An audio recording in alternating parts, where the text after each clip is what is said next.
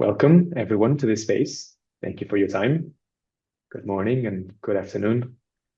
And it's a real pleasure to host you at this civil society press briefing on fossil-free zones.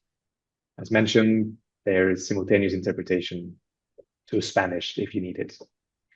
At this briefing, we want to bring members of the press closer to what are fossil-free zones and why governments should adopt them as one of their strategies to transition away from fossil fuels, particularly in the context of the upcoming Santa Marta conference. The briefing will last 1 hour in total. I will kick it off in a second with a brief scene setter on fossil-free zones. We will then hear from the leaders and experts who join us today for about 20 minutes in total, 25 maybe. And then we'll finish by taking questions from the members of the press who join us today. You can share your questions in advance already by typing them in the Q&A box, which you will find at the bottom of the options. And please clearly indicate what media you're working with. So what are fossil-free zones and why they matter? A fossil-free zone is a geographically defined area. Think of a forest, a coastline, an indigenous people's territory, where fossil fuel exploration and extraction are permanently put off the table because of their ecological, cultural, or biodiversity value is simply too great to risk. Fossil-free zones thus offer government a very practical on-ramp to limit the extraction of fossil fuels by targeting those projects that are most sensitive and would cause most harm to people and nature, instead of letting global markets and price signals be the only guidance on what projects to stop first. This is not a new idea in principle. Protected areas or indigenous land rights already provide a very solid foundation to limit the extraction of fossil fuels in highly valuable areas. Fossil-free zones are simply an umbrella term that links all of these place-based policies that protect territories to national energy transition plans, highlighting how these policies can contribute to accelerating the fossil transition. And there is a lot at stake. New analysis by Earth Insight shows that oil and gas blocks already overlap with 179 million hectares of tropical moist forest. That is roughly 21% of all of the Amazon, the Congo Basin, and the Southeast Asian forest combined. Fossil fuel projects in these regions are putting critical carbon sinks, frontline communities, and natural hubs at risk. Moreover, research from the University of Barcelona has estimated that roughly 1/3 of global conventional oil reserves are under areas of high cultural and natural value. And in the ocean, about which we'll hear later, projects threaten coral reefs, mangroves, and marine mammal habitats at a scale we're only now beginning to understand. Critically, in many of these areas, the economic benefits of extracting fossil fuels are far lower than the benefits brought by conserving these territories. The oil and gas reserves that would be put off the table are not economically viable and are stranded assets in the making, given they have relatively high costs, since developing infrastructure in remote areas is particularly expensive. Fossil-free zones are already in place in various countries. Colombia, about which we'll hear later, became the first country to declare a region-wide fossil-free zone last year when they announced an extraction ban across its entire Amazon region. Mexico, Belize, Costa Rica, Canada, Guatemala, the Philippines, they have all taken comparable steps. In fact, the International Institute for Sustainable Development has identified 58 active restrictions on fossil fuel production across 25 countries and 27 subnational jurisdictions. So at the first international conference on transitioning away from fossil fuels, taking place in Colombia in just over a week, governments have a unique opportunity to advance this policy as a key pillar of the fossil transition. Our three asks are very actionable. Governments in Santa Marta should recognize the effectiveness of fossil-free zones in the conference outcomes. They should launch shared international guidance on how to identify these zones and how to implement them using existing policies. And they should commit to taking stock of the implementation of fossil-free zones in future fossil fuel conferences. The question is no longer whether fossil fuel extraction will end, but whether that end will be proactively managed by our governments, or it will be chaotic. Fossil-free zones are one of the tools available to manage the transition and avoid causing any further unnecessary harm to people and nature. So to go deeper on the science, the policy, and the frontline reality behind fossil-free zones, I'm delighted to introduce our panel today. We will start with Juan Carlos Quintiag, who is the Executive Secretary of the Global Alliance of Territorial Communities, and who speaks on behalf of 36 million Indigenous peoples and local communities. After that, we'll hear from Alice McCon. She's project manager at Leave It in the Ground initiative, LINGO, who have been a real thought leader on fossil-free zones. Hannah Sogo, a senior climate finance campaigner at Stand.ear, has led formidable efforts to convince banks and other financial institutions to stop financing highly destructive fossil projects. Bruna Campos is senior campaigner on offshore oil and gas at the Center for International Environmental Law, and she's coordinating the global campaign for a fossil-free ocean and is a leading voice on the threats posed by fossil fuels to marine ecosystems. And last but not least, Andres Gomez is the Latin American coordinator of the Fossil Fuel Treaty Initiative, which is a strategic partner, as you know, of the Colombian government for convening and organizing the Santa Marta conference, and a leading voice in Colombian civil society against fossil destruction. Juan Carlos, the floor is yours to share a perspective from Indigenous peoples and local communities on this matter.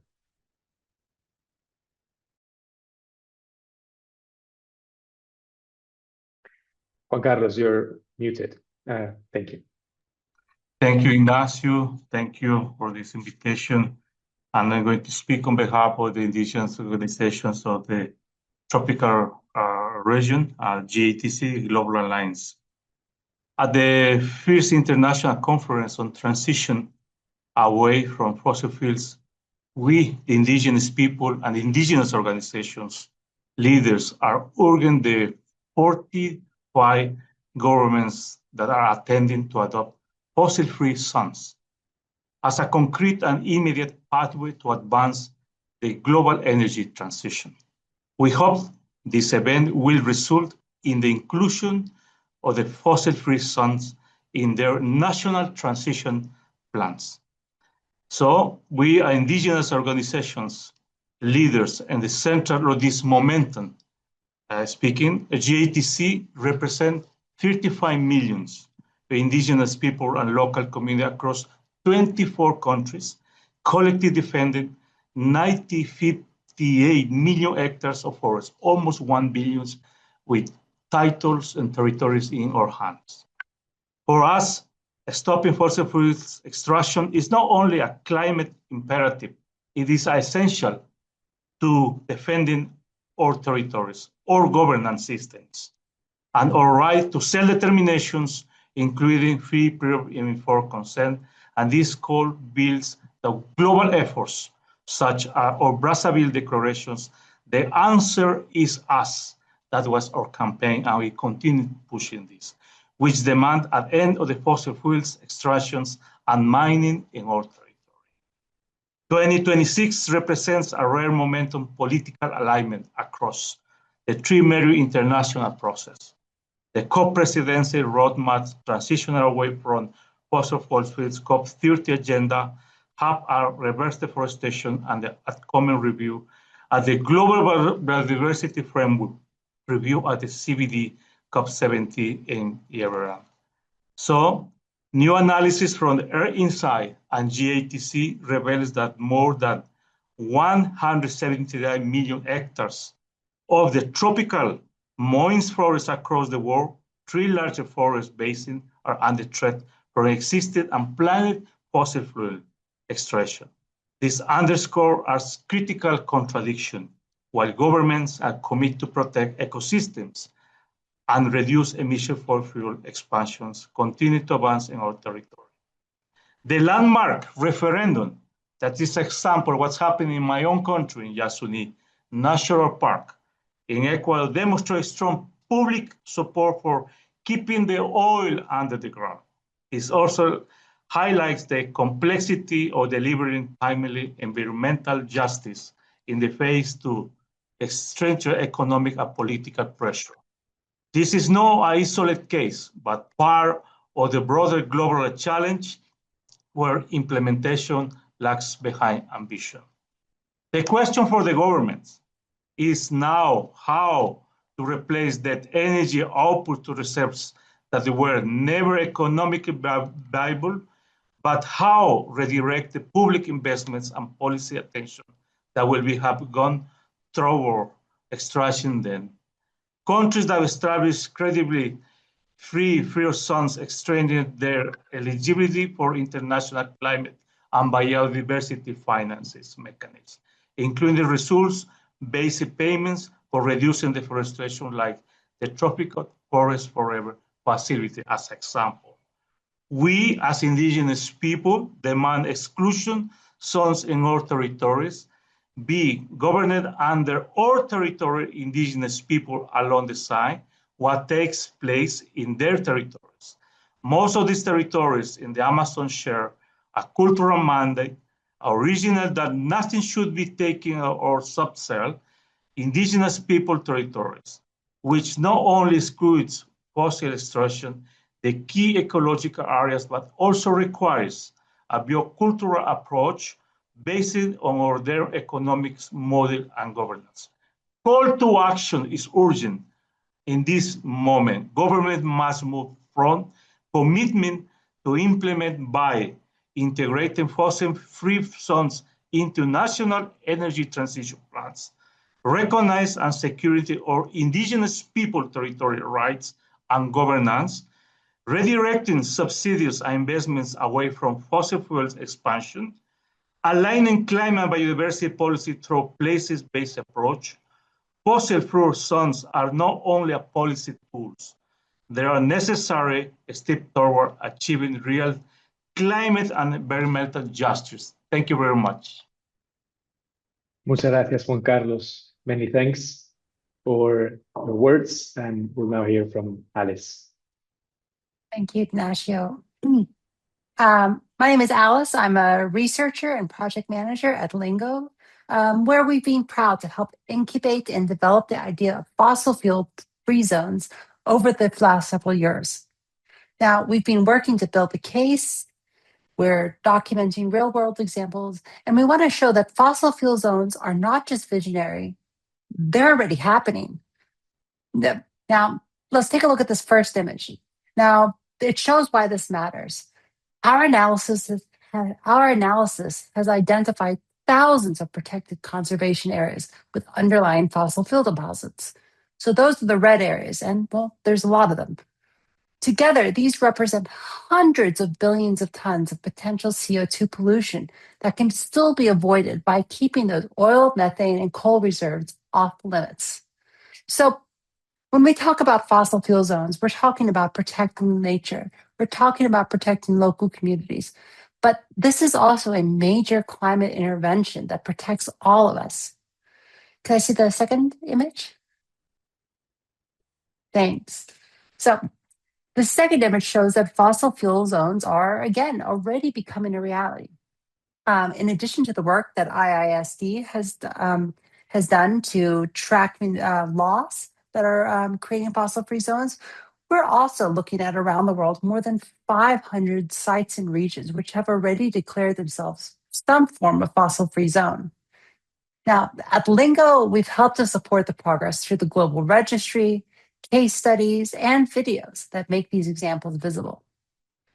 So, in closing, fossil-free zones are a concrete, place-based tool for protecting people, nature, and a livable future for all of us. They deserve to be recognized and included in the pathways coming out of Santa Marta and beyond.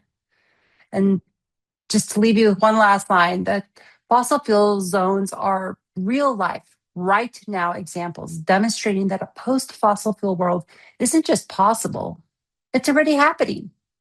It's time to recognize their leadership and include them in our phase-out plans at Santa Marta. Thank you, Ignacio. Thank you, Alice. And we'll now hear from Hannah Soto from Stand.ear. Thank you, Ignacio. Good morning, everyone. I'm a senior climate finance campaigner at Stand.earth, and my panelists are already laying out the clear and compelling case for establishing fossil-free zones and where it's already happening in the public sector. I want to elaborate on Alice's message that this is not a radical idea and it's already happening, and specifically where it's happening in the private sector. So over the past few years, major banks have started shifting their financing away from high-risk, high-polluting sectors, including coal, Arctic drilling, and fracking, and they're increasingly doing the same with oil and gas expansion in the Amazon. This progress would not be possible without the leadership of Indigenous peoples who are advocating to end fossil fuel extraction in their territories. Stand.earth contributes to this work through our Banks versus the Amazon campaign, which started in 2021. We work alongside Indigenous leaders, pressuring banks to end financing for oil and gas in the Amazon biome. Since the campaign started, 11 banks have introduced policies to restrict their fossil fuel financing in the region. Can I get the next slide, please? So in my first example, French bank BNP Paribas adopted a policy in 2022 to stop financing new oil and gas projects and infrastructure in the Amazon. Since then, as you can see here, its direct financing to the sector has dropped dramatically from a peak of $193 million in 2018 down to just $3.7 million in 2024. And its ranking among financiers of Amazon oil and gas also fell sharply, from 13th globally to 35th place. Next slide, please. UK bank HSBC is similar. This bank was once the 5th largest financier of Amazon oil and gas globally until it adopted a policy in 2022 to end new oil and gas financing in the Amazon, along with other environmentally and socially critical areas. Since then, its direct financing from the sector has fallen from a high of $555 million in 2017 down to $12 million since 2024, and its ranking has dropped to 17th in our latest analysis. All of this data is compiled by Stand.earth and available at the website banksvstheamazon.org. You can go to the next slide. Even some of the world's largest fossil fuel financiers, including JPMorgan Chase and Citi in the US, have placed restrictions on their Amazon oil and gas financing. To be clear, loopholes remain in all of these policies. JPMorgan has only adopted an enhanced due diligence policy, not an exclusion, while Citi's policy only applies to project financing, not corporate financing for major Amazon oil and gas operators. Even BNP Paribas and HSBC still have ties to companies operating in the Amazon, including Petrobras, the Brazilian oil company behind a controversial new drilling project at the mouth of the Amazon. So these are not complete victories, but they do provide proof of concept for exclusion zones in the private sector. When an institution pledges not to support fossil fuels in sensitive regions like the Amazon, it has a real impact. If we are serious about addressing the climate crisis and respecting Indigenous people's rights, all banks must go further, and governments must follow suit.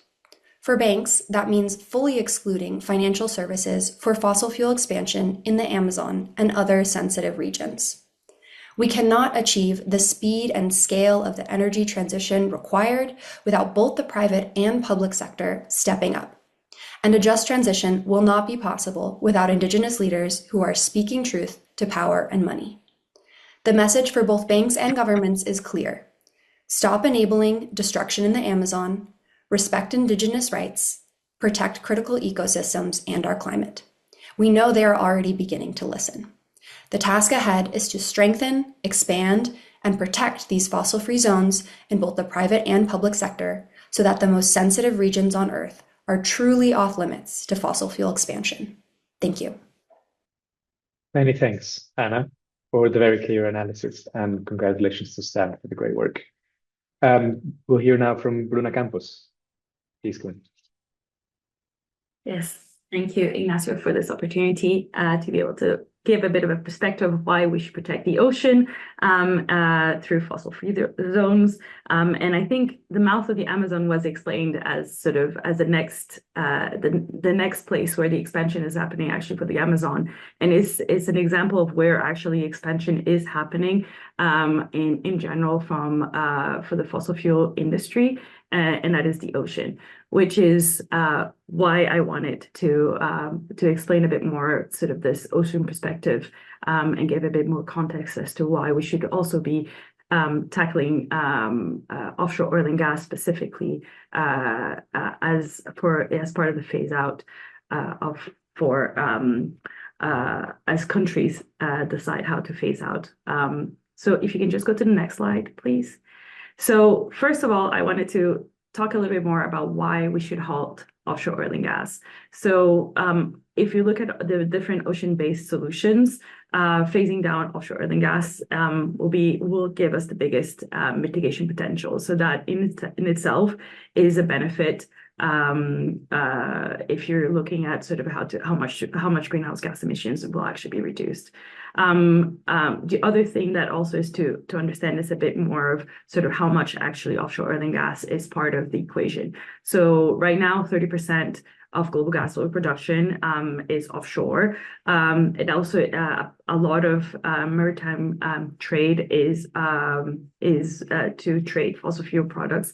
So about 40%.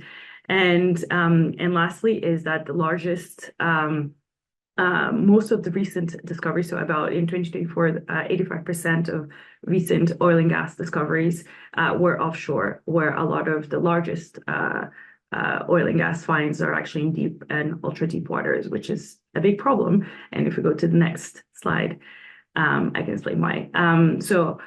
Offshore oil and gas has impacts on the ocean, not just from a climate change perspective. So as we always talk about quite a lot on sea level rise and ocean acidification, but there's also other impacts that is often overlooked, which is throughout the full life cycle. So that is through its exploration, production, transportation, and post operations. So things like, for example, seismic surveys have an impact on marine ecosystems. So, for example, studies have shown that zooplankton are highly affected by seismic surveys, and zooplankton is the core of marine life. So, is the all food web. The food web is dependent on zooplankton.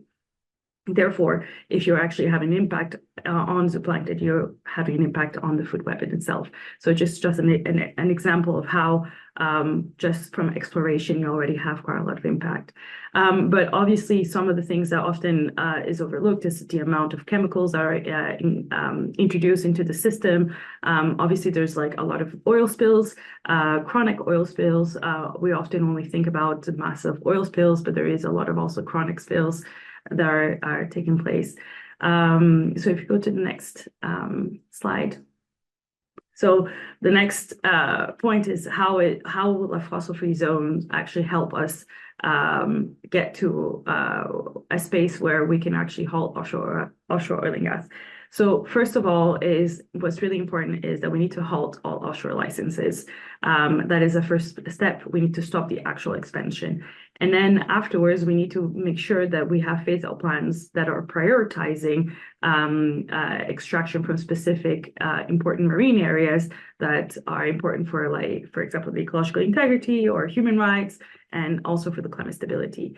And as a specific example is the Coral Triangle. It's a region that is very important for biodiversity, but it also has a high amount of overlaps of offshore oil and gas blocks, where it's overlapping in this marine protected areas, but also for the coral reefs and seagrass meadows. So this is just to give you a context of sort of how important the ocean is. Thank you. Thank you, Bruna, for a very important perspective. And last but not least, Andres, please take the floor. Thank you, Ignacio and Earth Insight, for the invitation. Fossil fuel exclusion zones are powerful points of entry to a just energy transition, but they need to have a powerful and legal binding instrument to make them work at a scale, and that's a fossil fuel treaty. While the Paris Agreement and the new COP30 roadmap offer vital voluntary frameworks for emission reduction, they lack the power to manage the root cause, the expansion of fossil fuels production. A fossil fuel treaty is the complementary missing piece, a binding mechanism to phase out oil, gas, and coal supply while enforcing equity, especially prioritizing highly vulnerable and valuable regions. A fossil fuel treaty is going to be one of the solutions discussed in the historic Santa Marta conference that more than 50 governments from all around the world will attend next week to figure out how to move from fossil fuel dependence to just and clean energy systems. There is growing political momentum to transition away from fossil fuels while also protecting territories' life, culture, and biodiversity. Fossil fuel exclusion zones are vital steps for the world, and because they require unprecedented levels of international cooperation, they could only be implemented through an instrument like a treaty. In this case, no new coal, oil, and gas, one of the three pillars of the treaty, will be justified because a territory is too important to risk. These fossil fuel-free zones will protect forests, oceans, biodiversity hotspots, and essentially indigenous territories. They turn global climate goals into concrete geographic decisions. By limiting fossil fuel expansion in sensitive areas, countries can redirect investments towards sustainable energies, ecosystem productions, and sustainable economies. These fossil fuel-free zones would help shift public spending away from risky fossil fuel infrastructure, as mentioned before, and towards a system of the future. The treaty proposal gives countries the essential tool to operationalize the fossil fuel-free zones. First, it helps stop expansion, ensuring that new oil, coal, gas projects are not approved in sensitive areas. Second, it helps manage the phase-out of existing fossil fuel production in a planned and fair way. And third, it helps mobilize support and finance so countries and communities can transition to clean energy without being left behind. Most importantly, the treaty transforms fossil-free zones from local initiatives into coordinated regional strategies. And this is where Colombia becomes such an important example, and I think is valuable to mention. Colombia is showing that exclusion zones are not theoretical, they are possible. Our government has committed to stopping new oil and gas exploration contracts and is working towards making the Amazon a zone free from extractive activities, not only coal, oil, and gas, all sort of extractive activities, including mining. This is a bold decision, especially for a country that produces fossil fuels and economically depends on them. And Colombia is not acting alone. By supporting the Fossil Fuel Treaty and hosting the international conference on transition and away from fossil fuels, it's helping build the global architecture needed to make exclusion zones effective. This leadership matters because the risks are growing. I can highlight and do a summary of the useful how useful this could be a treaty as a tool for fossil-free zones. A fossil fuel treaty is a key tool for states to comply with legal obligations on climate recently recognized by the Inter-American Court of Human Rights and the International Court of Justice. At the same time, a treaty could be a fundamental multilateral instrument for creating the first fossil fuel extraction exclusion zone in the Amazon, halting oil and gas expansion and building exit and comprehensive reparation plans for the affected territories. To date, 18 national states, over 4,000 civil society organizations, 3,000 scientists, more than 100 Nobel Prize winners, and 11 Amazonian indigenous nationalities support the call for a fossil fuel treaty. Colombia was the first country in the region to be a participating nation on the Fossil Fuel Treaty Initiative, and not only did the country reduce deforestation to the lowest level in the 2 decades, but it also committed to making the Amazon the first exclusion zone for all types of extractivist activities, including mining, coal, oil, and gas extraction. This is a demonstration of political will to respect indigenous people, which is being promoted within the framework of the ACTO discussions with other countries in the basin. Colombia is showing that leadership is possible. Indigenous peoples are showing that protection is possible. And now, through a fossil fuel treaty, coordinated fossil-free zones can become one of the most powerful tools we have, not just to stop fossil fuel expansion, but to our life and our future. Thank you very much, Andres, and thank you to all of the other panelists. If we would now like to open the floor for questions. If you have any, please share them in the Q&A box below and indicate Oh, I see one shared in the chat. That's okay, from Camilo. Thank you, Camilo, from RCN Radio. He's asking, what is a realistic timeline for a fossil fuel dependent region to transition? And are countries in the region like Colombia prepared for that process?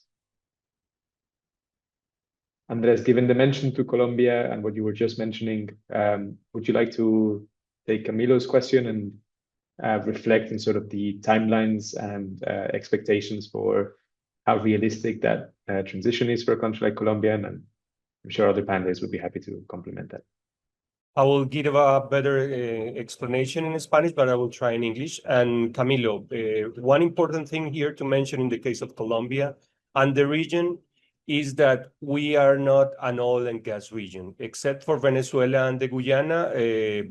Reserves are scarce. Colombia only have 0.5% of the global proven reserves.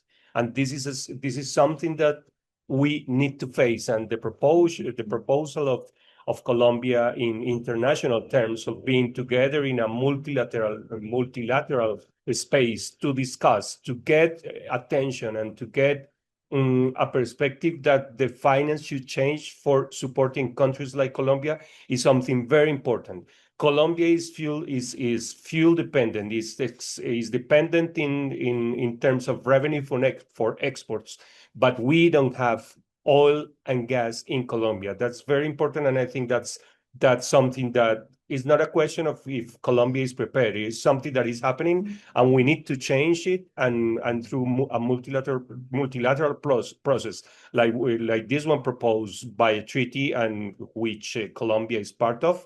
It's a good way, and is the only way to try to solve our fragility. Thank you, Andres. And to complement that, Camilo, I think it's very important to highlight that areas that would be left, that are would be identified as fossil-free zones, they're often very expensive to develop. So what we're looking at is these are those that make the most economic sense to start with, not only because they are remote areas where building infrastructure to extract fossil fuels from there is very expensive, but also because you're undermining and threatening very important economic sectors that exist in those areas already. Fundamentally and very importantly, those that are based on traditional indigenous economies and visions of the world, but also local rural communities, local fishermen that depend on rich coastlines and marine biodiversity, and many other sectors of the bioeconomy that are affected by fossil fuel expansion. So, this should be the priority areas where we start implementing the transition. And governments that do so would not be losing any very attractive economic opportunities. On the contrary, they would be protecting their ecosystems and bioeconomy for the future. There's a second question in the Q&A panel. It's relatively similar. Thank you for sharing it. But given the current energy price volatility and the ongoing energy crisis sparked by the war in Iran, how would panelists respond to governments that argue that they cannot afford to leave these reserves untouched right now? A bit similar to the previous question, but I'm sure we can pass it on to maybe Bruna, who would like to answer on this. Yeah, thank you. So I would say a little bit sort of if we talk about Colombia and Caribbean. So in the Caribbean, it's one of the things that's forgotten is that actually most of the economy is not based on energy. So 11.4% of the region total GDP is actually based on tourism. Like it's dependent on tourism for income, just an example. So if there is an oil spill, for example, in the region, you have a lot of people that will be impacted, so fisher folk, but also sort of other aspects of the economy that will be impacted. So the way I would respond is sort of why we need this type of transition, why we actually need to have the transition, and why we need to gather together as we are doing now in Santa Marta and talk about how that transition will happen, is to be able to actually get away from this energy price volatility. In a sense, it's if governments are actually keen to achieve what we're setting out to do in Santa Marta, they will have a plan to be able to move away and not have to touch these areas that we are trying to protect, in a sense. So and that means also looking at sort of other ways to diversify their economy, but also how to bring other energy infrastructure within their countries that are more sustainable, so such as sort of solar or small wind or geothermal, small scale geothermal. These are all ways that they actually need to look at how their own countries can actually achieve that. So in a sense, the argument that we currently are in a crisis and therefore we need to continue to stay so that we continue staying in a crisis is not an argument in itself. This current crisis just means that we need to actually do more and faster to transition away from fossil fuels. Thank you, Bruna. To add an additional data point, just recently, Ember, a British-based think tank, released a report showing that solar energy has now a lower capital cost than all other fossil fuel alternatives in all emerging economies. So not only they are more competitive in the long run as an option, but they're also even cheaper to install now than most fossil alternatives. So the answer is there for the taking. I think a critical difference, though, and one we have to deal with, is that fossil fuels do generate a certain amount of revenue and foreign currency, as you can export it, that maintains a lot of social services, and we do have to provide a way for countries to find alternative sources of income for that. But importantly, renewables offer a much greater public good than fossil fuels do, even if they offer smaller private benefits, which might be one of the biggest political barriers we face. There is another question for Hannah. Where is the majority of financing for Amazon oil and gas operations coming from? Yeah, so Stand tracks this information through our annual Amazon Banks database, and we found that since the Paris Agreement was signed in 2016, banks have directly financed over $15 billion US to Amazon oil and gas activities, and just 10 banks are providing over 75% of that financing. So it's really disproportionately coming from a few banks.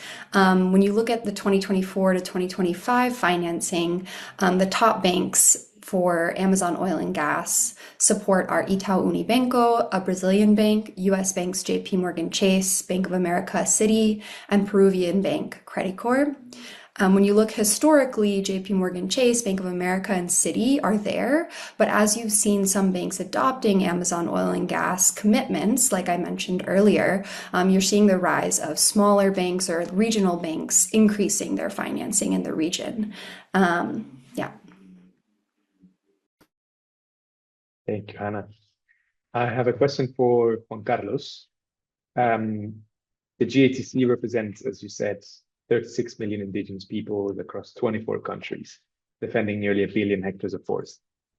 So in practical terms, what does fossil fuel expansion mean for the daily life and survival of those territories? What are communities, the communities that you represent, experience it right now by fossil fuel expansion? Thank you very much for the question. Well, this is a challenge time. That's when I was presenting my point. I was mentioning about the Brazzaville Declaration. We always think about the special basins areas like Amazon Basin, Congo Basin, or Mekong, but there is all the pristine, beautiful areas that are very invisible in this tropical territories that where our governance, indigenous people are not contacted. So my challenge here is when we present this Brazzaville Declaration that I can share very briefly with all of you and the friends who are asking the questions to go in details. The challenge is that when we go back and see down these lines that GATC is a political big actor. So we have a roundtable discussions with donor countries, also with pledge countries who are offering on behalf of biodiversity, on behalf of climate change, millions of dollars. There is nobody said there is no money. So we have this data and monitoring and we are following, working very hard. So my worry, and this is, we need to be conscious of these countries who are really wants to submit and sign the last COP in Brazil. That for us was one of the amazing COPs for indigenous people, society, itself per se. But we have to monitor what is the realistic being going on when the one government signs, compromise, even that mentioned referendum. We are thinking answers, but we don't have these answers yet. So it's beautiful to talk in the international arena to say this is happening very beautifully in my country, but when you go back in the country, we are here in the territory, nothing is changes. So we have to, a lot with my call and to thank you for this question. I don't want to go more further, but we need to align. We need to be precisely how we can do this together and monitor it to do follow with specialization. What are you going to contribute following to say, this has to do it in the political, public, and also compromise according to the constitutions, indigenous people rights. Thank you, Juan Carlos. Very, very clear answer. There's another question on whether there are plans to include fossil-free zones in the roadmap currently being developed by the COP30 presidency. I can kick off an answer and I'll invite other panelists to complement. But currently the plans by the COP30 presidency are still to be revealed, exactly how that roadmap will be structured. They have gathered input from a broad spectrum of stakeholders, and many of us present in the panel have suggested fossil-free zones as a very important pillar of that roadmap. Directly in Brazil as well, just recently the Acampamento Terra Libre took place, which is the gathering of indigenous communities and indigenous leaders, and they included fossil-free zones as one of the key demands from indigenous peoples of Brazil towards the Brazilian government. And I am aware also that the Observatorio do Clima, which is a network and a group of various civil society organizations working on climate, also recommended this to the Brazilian government. So for sure, the voices pointing at the effectiveness and the necessity to implement fossil-free zones in the roadmap are clear and loud, and there is a big variety of stakeholders standing behind this policy strategy. It is out now to governments in Santa Marta, the 45 governments at least who will gather there, to spotlight fossil-free zones as one of the pillars of this transition, as a policy, that they can directly adopt and help implement their commitments, and then to put this forward in their engagements with the COP30 roadmap as an element of that transition. And what I hope to see is that the roadmap will not just be a PDF document in some UN website, but really create a platform in which consumers and producers of fossil fuels can come together and structure the transition, support each other, and identify strategies like fossil-free zones that may be useful to implement their commitments. Would any other panelists like to add their thoughts to this? Ignacio, I will add something, and it is very important to mention that the intention today of roadmaps are more in the sense that you mentioned, as probably as a replacement, that we hope it won't happen, a replacement of the NDCs, because they are not binding, they are not, they are national, and we need other instruments. So that's why we are insisting on it's more than 4,000 organizations from around the world and 18 countries that are insisting on a fossil fuel treaty as an instrument that will be binding and that will really lead us to the transition away from fossil fuels that we need. Thank you, Andres, for complimenting that. We have another question that maybe you're the most adequate to respond to, but as you mentioned, Colombia declared its Amazon free of fossil expansion. It is a fossil-free zone at a regional level, but so far it is just a declaration or a ministerial decree, and it can be reversed by the next government. There is elections happening in Colombia very soon. What legal or constitutional mechanisms would make a fossil-free zone durable across different political cycles? And are there any countries that have a good model for what that looks like? I'll try to answer shortly, and I think the question is very, very important, and we don't have now more than the government willing to honor this. And we couldn't advance in important points like this. I should mention then that Juan Carlos Lozada, as one of the very most important persons in the Congress, tried to get this ban on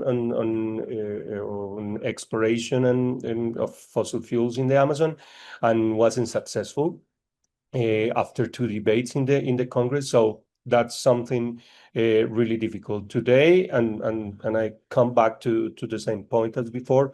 We need some other kind of regulations, some other kind of mechanisms, like a treaty. We make this intention something binding, but also that makes part of a bigger discussion, a discussion where nature and economy and preservation of indigenous territories is in the center, that could help countries like Colombia to solve the economical dependence on fossil fuels. So I think that's something further than our possibilities as countries, and that's why we need united actions in terms of multilateralism. Thank you, Andres. Luna, do you have another perspective from an ocean conservation or marine point of view? Yeah, I have a perspective not just from the marine part, but I'll use the marine as an example, but it is actually because it's asking legal or constitutional mechanisms.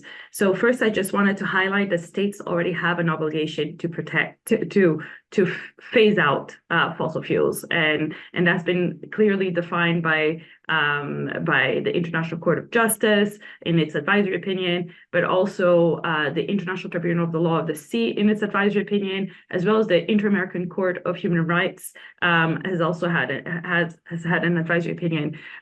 So in a sense, it's important, Andres has already talked a lot about a treaty, why a treaty is needed, and the importance of having a treaty to ensure that governments are on the same page and are binded by a phase out. But it's not just for that, but also to ensure that at a regional level, governments will also be tackling that phase out. So to give you context, in the ocean, you have regional sea conventions. You have, for example, in the Caribbean, you have the Cartagena Convention, or in West Africa, you also have the Abidjan Convention, and in Europe, you have a couple of different ones as well. And these conventions are meant to actually already set out to prevent, reduce, and control pollution, marine pollution, including pollution from greenhouse gas emissions, and including pollution from offshore oil and gas, for example. But however, these conventions usually only deal with oil spill risks. They're just managing when a problem already happens. So they're not actually doing the prevention, which is all actually set out in the convention. So it's really important that you have a treaty that sets out what it means to actually prevent, to actually put it out and say, this is what it means, that this is what governments to do from a phase out, and at a regional level, they work together to achieve that. So, which is why, yes, it's great that there is as a declaration, but you need to have something more specific at a global level, at an international level, and this is why we need a treaty. Thank you, Bruna. And moving on to Juan Carlos, because Juan Carlos, in Colombia, for instance, indigenous peoples have been recognized as environmental territorial authorities, so with the capacity to protect their territories and the ecosystems within them.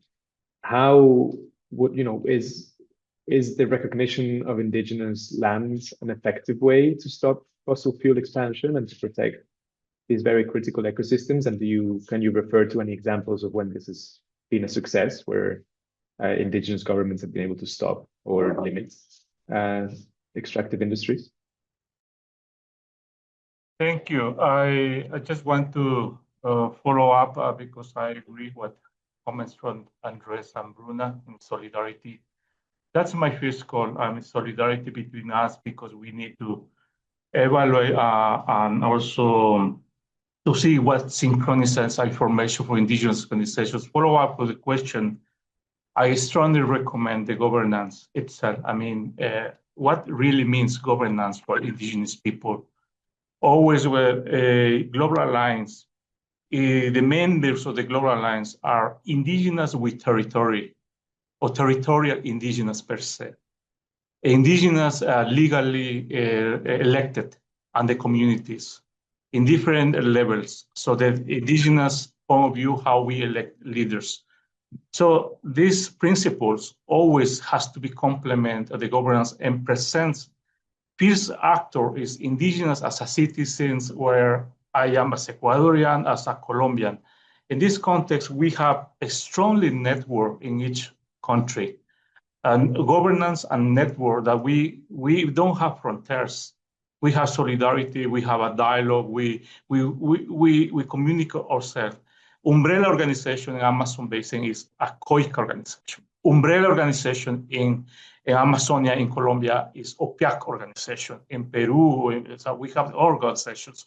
So that governance, they have historic process and know-how, background, knowledge that we need to understand, because each organization has a strong proposals and arguments with constitution. So legally, we are recognized on the constitution. There is a document that we don't need to remind the governments. They are signatories and international rank, but when they go back in the regional, they put these signatories and documents under the table, and they don't use it. But we, as indigenous people, we know who we are, what we have, what resources we are doing our best, and how we need to strategize. But this we cannot do together alone.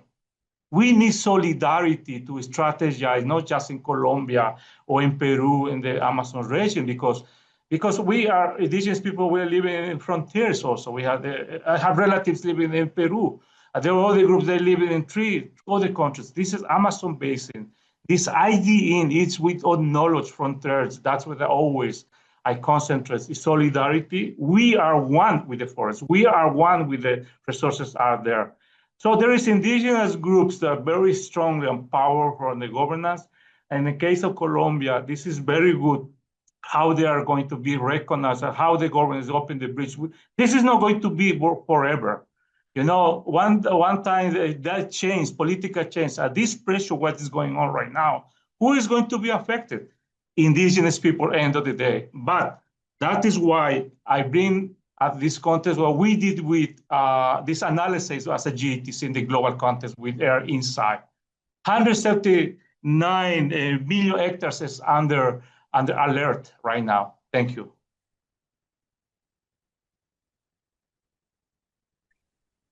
Thank you, Juan Carlos, for that perspective. Just a brief reminder for everyone that if you want to add a last question, you can type it into the Q&A or into the chat, and I will be able to catch it. We have a second question from Camilo. Thanks for asking.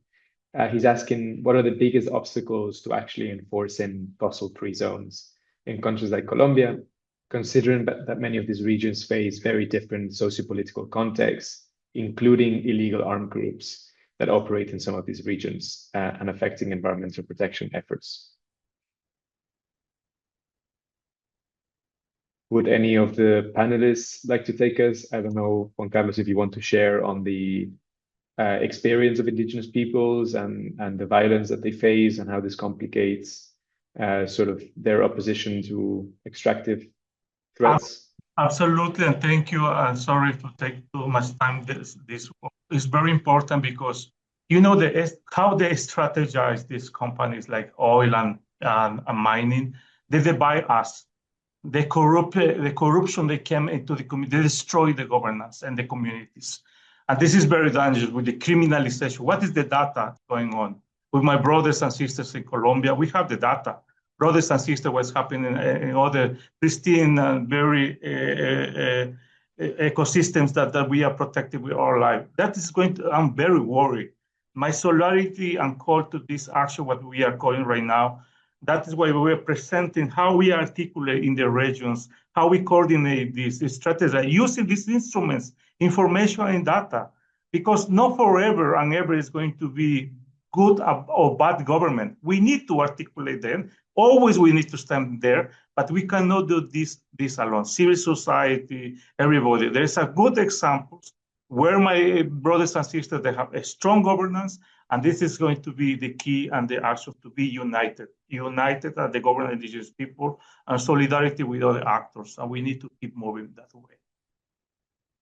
Thank you, Juan Carlos. And certainly I can compliment having wide participation of civil society, social movements, and different stakeholders, particularly indigenous peoples' governments and representatives in designing these policies and in participating in having their voice heard when designing fossil fuel transition plans is fundamental to make these policies effective and durable in the long term. On the other hand, having a strong governance in the state also really helps. China's ecological red lines, for instance, are a good example of a sort of top-down environmental protection policy that is quite effective. We're gonna wrap it up here, but thank you very much for everyone who has attended. Thank you for the panelists for your time and for taking the time to join us today. If you want to reach out to any of the panelists, the contact data for our press colleagues is in the media advisory, and Shana has also shared it in the chat with everyone. You can reach out to her and she will connect you to any of the panelists. We will be also releasing research and other support elements that can help you draft stories. But many thanks for all who joined us. It's a pleasure to have been moderating this, and I hope to see you all in Santa Marta.